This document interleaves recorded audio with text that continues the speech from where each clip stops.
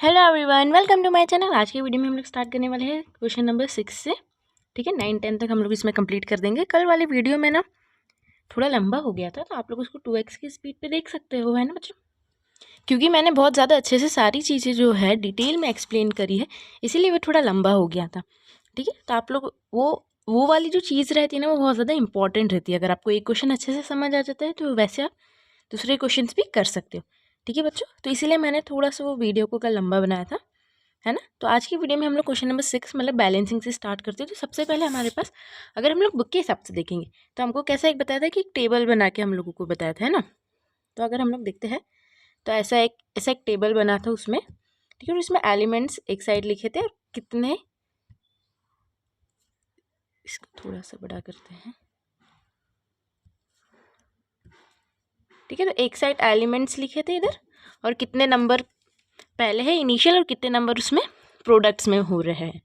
ठीक है, तो हम लोग इधर लिख देंगे कि जैसे एलिमेंट्स इधर और पहले प्रोडक्ट्स में कितने उसके हैं, और मतलब रिएक्टेंट में कितने हैं, और इधर पे प्रोडक्ट में कितने हो रहे हैं। ठीक है, ऐसा लिखा था।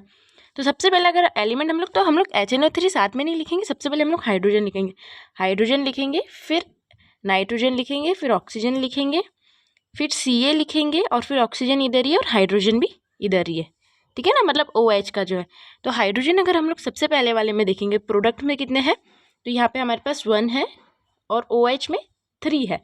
OH में मतलब क्योंकि वो OH होल ट्वाइस है, तो मतलब O2 और H2 है, ऐसा है वो। ठीक है, तो हाइड्रोजन कितने इधर 3 है, और पहले वाले में कितने 1, मतलब इसमें 2 है और पहले वाले में 1 है, तो इधर कितने हो गए 3 हो गए। ठीक है, रिएक्टेंट साइड में। अभी प्रोडक्ट साइड में अगर हम लोग देखेंगे तो कितने H2 में जो है 2 है, और OH में जो है ना, बस 2 ही है इधर। ठीक है, तो अभी ये क्या हो रहा है, हाइड्रोजन में क्या हो रहा है, 2 हाइड्रोजन ही है हमारे पास। ठीक है, तो हम लोग यहाँ पे लिख देंगे कि हमारे पास 2 हाइड्रोजन। नाइट्रोजन देखेंगे तो इसमें एक नाइट्रोजन है, और यहाँ पे जाके नाइट्रोजन 2 हो रहा है। ठीक है, NO3 है और होल ट्वाइस है। ठीक है, NO3 और होल ट्वाइस है। ऐसा हम लोग अगर ऑक्सीजन का देखेंगे तो ऑक्सीजन यहाँ पे 3 और 4, 5 ऑक्सीजन है यहाँ पे, और वहाँ पे जाके प्रोडक्ट साइड में जाके हमारे पास 3, 4, 4 हो रहा है। ठीक है, नहीं, हमारे पास प्रोडक्ट साइड्स में जाके कितना हो रहा है, ऑक्सीजन यहाँ पे O3 है, फिर होल ट्वाइस है। तो हम लोग कैसे करेंगे उसको कि O3 है और फिर होल ट्वाइस है, तो 3 तो है, उसमें 2 का और मल्टीप्लिकेशन कर देंगे तो 3 2 जा 6 है, और H2 वाला एक 7 है, तो कितने हो जाएंगे इसमें 7 हो जाएंगे। ठीक है, अभी Ca का देखेंगे तो Ca जो है यहाँ पे भी एक है और वहाँ पे भी एक है, मतलब Ca जो है वो बैलेंस है, बाकी सारी चीज़ें जो है वो बैलेंस नहीं है, तो आप सबको बैलेंस करना है। ठीक है, तो सबसे पहले हम लोग क्या करेंगे कि हाइड्रोजन को देख लेते हैं। हाइड्रोजन कहते हैं तो इक्वेशन हम लोग लिखेंगे HNO3 प्लस में CaOH होल ट्वाइस था। फिर हम लोगों को क्या मिला कि ये जो मतलब ये जो H है इसने किसके साथ, OH के साथ रिएक्ट किया, तो हम लोग लिखेंगे उसमें, क्योंकि ये प्लस है और ये माइनस है इसीलिए। ठीक है, ये वाली ट्रिक मैंने आप लोगों को कल भी बताई थी। तो हमको मिलेगा सबसे पहले, अगर हम लोग इसको लिख लेते तो H2O मिलेगा, और उसके साथ साथ Ca जो NO3 के साथ इसमें, तो ये NO3 मिलेगा, और ये होल ट्वाइस मिलेगा। क्योंकि इसकी जो बैलेंस है वो सेटिस्फाइड नहीं होती ना, इसलिए हम लोग उसको ऐसा लिखते हैं। अब जल्दी जल्दी देख लेते, तो H जो है यहाँ पे, ठीक है, तो यहाँ पे 2 H है और यहाँ पे एक है, तो हम लोगों ने यहाँ पे 2 लगा दिया। ठीक है, जब 2 लगाएंगे यहाँ पे तो NO3 होल ट्वाइस हो जाएगा, और इधर भी NO3 जो है उसमें ट्वाइस लगा है। Ca यहाँ पे एक है, Ca यहाँ पे भी एक है। ठीक है, अब कोई भी चीज़ हमको बैलेंस करने की ज़रूरत ही नहीं है, क्योंकि जब हम लोगों ने देखा, ठीक है, लेकिन यहाँ पे देखेंगे कि यहाँ पे 2 हाइड्रोजन और यहाँ पे 2, मतलब 4 हाइड्रोजन है, और यहाँ पे कितने 2 हाइड्रोजन है, तो यहाँ पे भी हम लोग 2 लगा देंगे, तो ये भी पूरे 4 हाइड्रोजन हो गए। ठीक है, ऑक्सीजन कितने हो जाएंगे, यहाँ पे 2 ऑक्सीजन हो जाएंगे, यहाँ पे भी जो ऑक्सीजन है वो 2 ऑक्सीजन है, या 2 ऑक्सीजन इसके सेटिस्फाइड हो गए। यहाँ पे ऑक्सीजन कितने, ये 3 ऑक्सीजन है यहाँ पे, और यहाँ पे 2 ऑक्सीजन है, मतलब 6 ऑक्सीजन यहाँ पे है, और यहाँ पे भी हमारे पास 3 ऑक्सीजन, और 2 से मल्टीप्लाई करेंगे तो 6 ऑक्सीजन हो जाएंगे। तो हमने सिर्फ किसको बैलेंस किया, सिर्फ H के आगे जो 2 लगा दिया था। ठीक है बच्चों, तो ये बहुत ज़्यादा ऐसे डिफिकल्ट भी नहीं है, ईजी अगर आप लोग अच्छे से करेंगे, और बिना टेबल बना के करने का ट्राई करना। ठीक है, टेबल हम लोग जनरली नहीं बनाते हैं। ठीक है, टेबल मतलब ऐसा प्रैक्टिस के लिए ठीक है, लेकिन ऐसे जनरली आप लोगों को टेबल नहीं बनाना चाहिए मेरे हिसाब से तो। ठीक है, तो अगर हम लोग देखेंगे नेक्स्ट वाली, तो NaOH प्लस H2SO4 है। ठीक है, तो हमारे पास नेक्स्ट क्या है,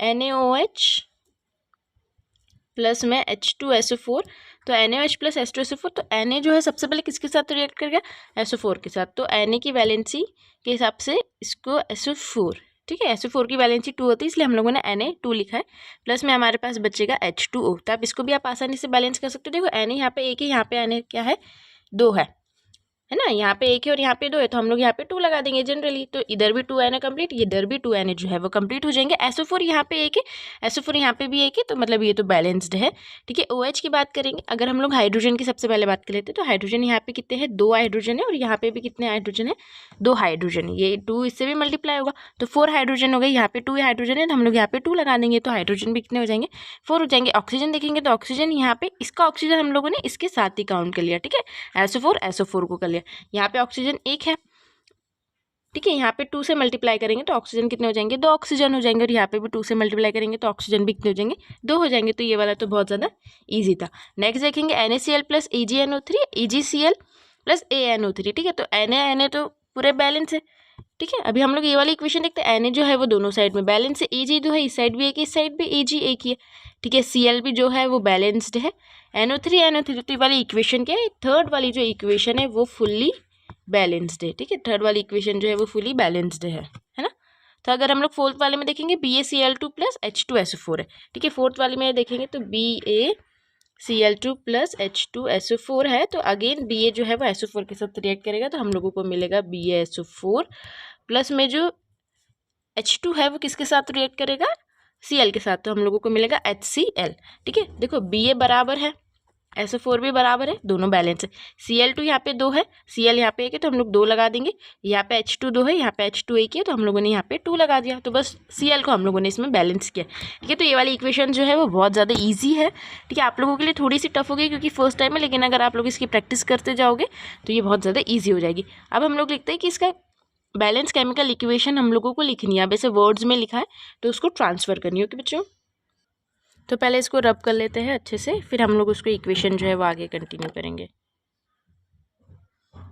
ठीक है। तो आप लोगों को ये वर्ड्स में भी आ सकता है और किसी में भी आ सकता है, ठीक है, दोनों चीज़ें जो है वो पॉसिबल रहती है, ठीक है। तो क्वेश्चन नंबर 7 जो है वो ज़्यादा इंपॉर्टेंट रहेगा, क्योंकि ऐसे वाले क्वेश्चन जो है अधिकतर आते हैं आप लोगों को, जैसे कैल्शियम हाइड्रोक्साइड लिखने में, क्योंकि आपको फॉर्मूलेज अभी मालूम नहीं होगे ना, तो इसलिए वो आपको ये वाली चीज़ें ज़्यादा देते हैं, उनको मालूम है कि आपको ये सारी चीज़ें मालूम नहीं रहती ना, इसीलिए, ठीक है। तो कैल्शियम हाइड्रोक्साइड मतलब CaOH, ठीक है, कैल्शियम हाइड्रोक्साइड, और हम लोगों ने कैल्शियम हाइड्रोक्साइड क्योंकि पढ़ा था, तो CaOH होल ट्वाइस है। कैल्शियम हाइड्रोक्साइड कार्बन डाइऑक्साइड का आप लोगों को मालूम होगा CO2, ठीक है। तो ये हम आप लोगों को क्या देगा, कैल्शियम कार्बोनेट मतलब CaCO3 प्लस में वाटर मतलब H2O, ठीक है, वाटर तो मालूम ही होगा।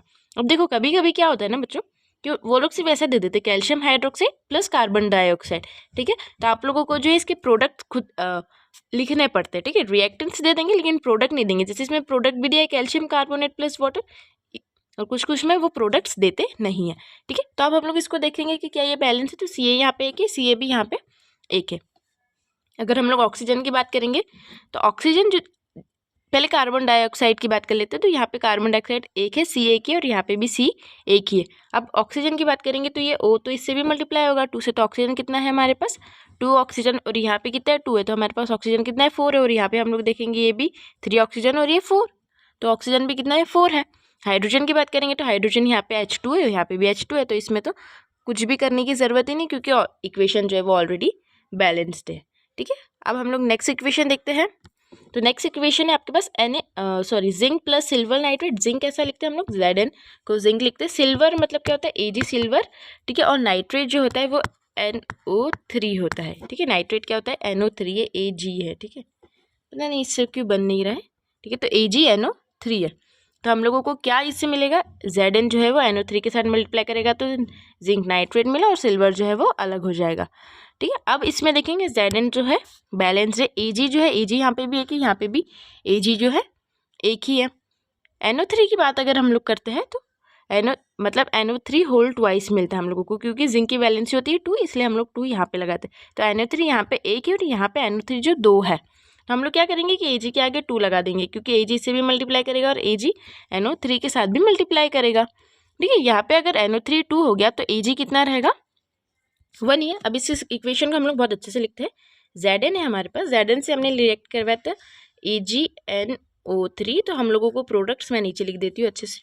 तो प्रोडक्ट हम लोगों को मिले ZnNO3 होल ट्वाइस प्लस में Ag मिला, ठीक है। Zn बैलेंस, Zn यहाँ पे भी बैलेंस। NO3 जो है यहाँ पे कितना है, 2 है। NO3 के बाद हमने 2 लगाया, तो यहाँ पे भी NO3 के बाद 2 लगाना पड़ेगा। तो इसके पूरे के आगे हम लोग ऐसे 2 लगाते, तो 2 इससे भी मल्टीप्लाई करेगा, इससे भी। अब Ag तो 2 हो गई, यहाँ पे Ag1 ही है, तो हम लोग Ag के आगे यहाँ पे भी 2 लगा देंगे, तो ये इक्वेशन हो जाएगी बैलेंस्ड। उसके बाद है हमारे पास एल्यूमिनियम प्लस कॉपर क्लोराइड, ठीक है। एल्यूमिनियम कैसे हम लोग डिनोट करते हैं, एल्यूमिनियम को लिखते हैं हम लोग Al प्लस कॉपर क्लोराइड, मतलब CuCl2। तो हमको जब एल्यूमिनियम प्लस कॉपर क्लोराइड होता है तो Al जो है वो Cl2 के साथ रिएक्ट करेगा, क्योंकि Al की वैलेंसी 3 होती है, इसलिए हम लोग AlCl3 लिखते हैं। प्लस में जो Cu रहेगा वो अकेला बच जाएगा, ठीक है, क्योंकि ये वाला जो है हमेशा इससे रिएक्ट करेगा। अब क्या होगा ना इस वाले इक्वेशन में कि Al यहाँ पे है कि Al यहाँ पे भी एक है, Cu यहाँ पे एक है, Cu यहाँ पे भी एक है, जो Cl2 है यहाँ पे 2 है और यहाँ पे 3। अब मैंने जब भी बताया था कि अगर इस साइड को 2 हो और अगर इस साइड 3 हो, तो हम लोग इसको 2 से मल्टीप्लाई कर देंगे और इसको 3 से मल्टीप्लाई कर देंगे। तो हम लोग यहाँ पे भी ऐसे ही करेंगे, तो Cu को हम लोग 3 से मल्टीप्लाई करेंगे तो 6 हो जाएगा, और यहाँ पे इसको 2 से मल्टीप्लाई करेंगे तो ये भी 6 हो जाएगा। तो Cl6 यहाँ पे हो गया, यहाँ पे भी Cl6 हो गया। लेकिन अब क्या हो कि हमने 2 Al के भी आगे लगाया, तो 2 इधर भी लगाना पड़ेगा, क्योंकि 2 Al हो गया। यहाँ पे हम लोगों ने 3 के आगे Cu लगाया, यहाँ पे Cu तो एक ही है, तो हम लोग इधर भी 3 के आगे, मतलब Cu के आगे 3 लगा देंगे, ठीक है बच्चों। उसके बाद वाली जो इक्वेशन आती है barium chloride plus potassium sulphate, आप लोग इसको ट्राई कर सकते हो। मैं इसकी इक्वेशन लिख देती हूँ। तो बेरियम क्लोराइड मतलब BaCl2, ठीक है, BaCl2 प्लस K2SO4 जो आप लोगों को देता है Ba, हमेशा फर्स्ट वाला लास्ट वाले से रिएक्ट करेगा, तो BaSO4 प्लस KCl। अब इसको आप लोग ट्राई कर सकते हो, बहुत ईजी इक्वेशन है। चलो मैं बता देती हूँ। इसमें क्या है ना कि Ba बैलेंस है, SO4 बैलेंस है, Cl2 जो है यहाँ पे Cl जो है एक ही, यहाँ पे 2 है, तो हम लोग यहाँ पे 2 लगा देंगे। K2 जो यहाँ पे 2 है, तो हमने इधर 2 ऑलरेडी लगाया, तो ये पूरा बैलेंस हो गया, ठीक है। तो ये एज ईजी है, मतलब बहुत ज़्यादा डिफिकल्ट नहीं है। अब क्वेश्चन नंबर 8 जो है, इसमें भी आप लोगों को वही करना है और इसमें आइडेंटिफाई करना है कि कौन सा टाइप ऑफ रिएक्शन है। तो पोटेशियम ब्रोमाइड है जो, तो इस यह आप लोग मतलब मन से कर सकते हो, ऐसा कुछ इसमें बहुत ज़्यादा डिफिकल्ट नहीं है, ठीक है। यू कैन ट्राई, आप लोग इसको मन से कर सकते हो, ठीक है। फिर भी मैं आप लोगों को एक बार बता देती हूँ।